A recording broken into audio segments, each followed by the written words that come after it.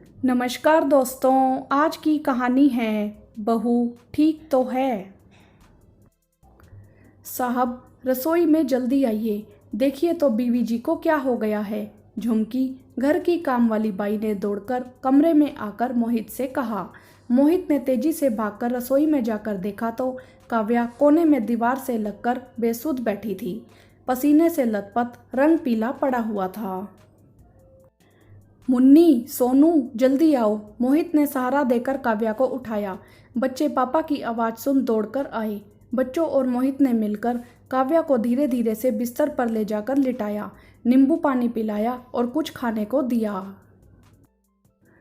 थोड़ी देर तक इंतजार किया, लेकिन जब मोहित ने देखा कि काव्या को बेहतर महसूस नहीं हो रहा तो मोहित काव्या को डॉक्टर के पास दिखाने ले गया। रविवार का दिन और उस पर दोपहर के 1 बज रहे थे। आसपास के सभी क्लिनिक भी बंद पड़े थे। ऐसे में मोहित ने काव्या को अपने एक पुराने दोस्त के घर पर ले जाना सही समझा। दोस्त का बड़ा भाई डॉक्टर था, इसीलिए उनके घर पर ही काव्या को जरूरी दवाई दिलवा दी गई। चेकअप करने के बाद डॉक्टर ने बेहद कमजोरी देख कुछ दवाइयाँ देकर भेज दिया और साथ ही कुछ टेस्ट करवाने को भी कहा। रात तक काव्या की तबीयत में सुधार हुआ। अगली सुबह सारे टेस्ट करवाकर ऑफिस से लौटते समय मोहित रिपोर्ट लेकर डॉक्टर के पास गया। डॉक्टर ने काव्या की टेस्ट रिपोर्ट अच्छे से पढ़ी और मोहित से पूछा, मोहित जी, क्या आपकी पत्नी आजकल अपनी सेहत का सही से ख्याल नहीं रखती? मुझे लगता है आपकी पत्नी ठीक से अपने खाने पीने का ध्यान नहीं रख रही, बहुत कमज़ोर हैं वो। कितनी ही कमियां सामने आई हैं उनकी ब्लड टेस्ट रिपोर्ट में। जी अच्छा, कल भी जब आप अपनी पत्नी को मेरे यहाँ लेकर आए थे तब उनका बीपी बहुत ही कम था। क्या उन्होंने नाश्ता ठीक से किया था या नहीं? सुबह उन्होंने क्या खाया था? जी, मुझे ठीक से याद नहीं। डॉक्टर साहब, लेकिन आप साफ साफ कहिए ना, मेरी पत्नी को क्या बीमारी है? देखिए, डरने जैसी कोई बात नहीं है, उन्हें कोई सीरियस प्रॉब्लम नहीं है। मुझे तो बस यही जानना था कि क्या आपकी पत्नी पौष्टिक आहार लेती भी है या नहीं। देखिए, वह बहुत कमज़ोर है, इसीलिए मुझे लगता है कि दवाइयों के साथ साथ उनको अच्छी खुराक की ज़रूरत है।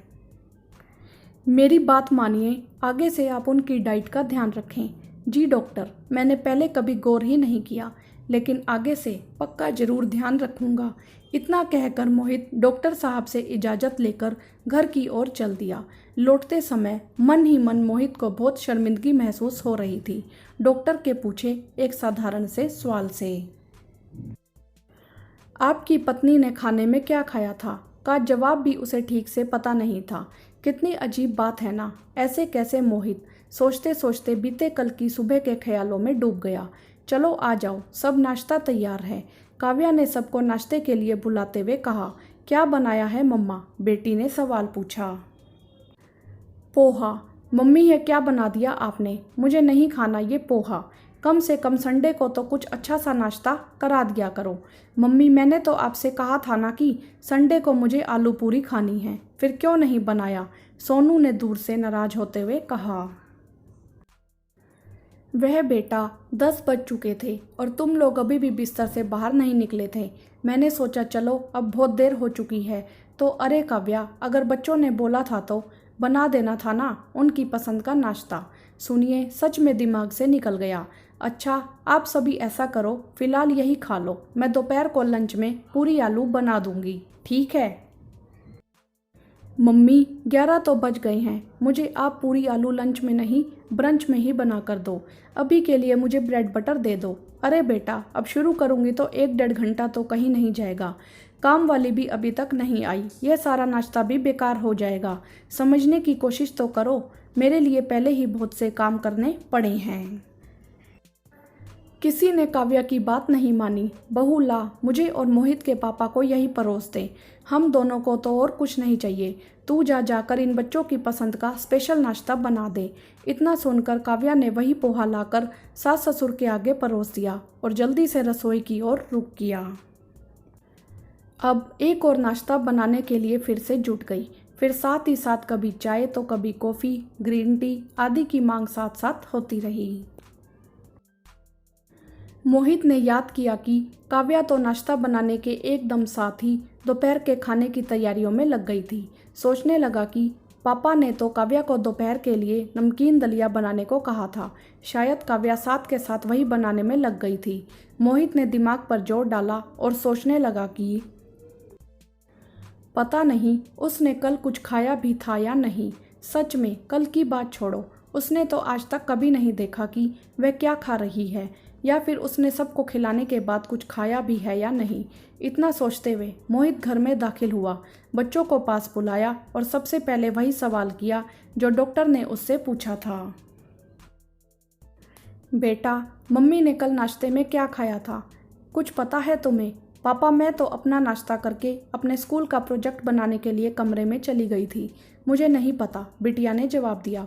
पापा, मुझे तो मम्मी ने मेरे कमरे में ही नाश्ता दिया था, मैं तो बाहर ही नहीं आया, मुझे कैसे पता होगा? बच्चों की बात सुन आज मोहित खुद से सवाल कर रहा था।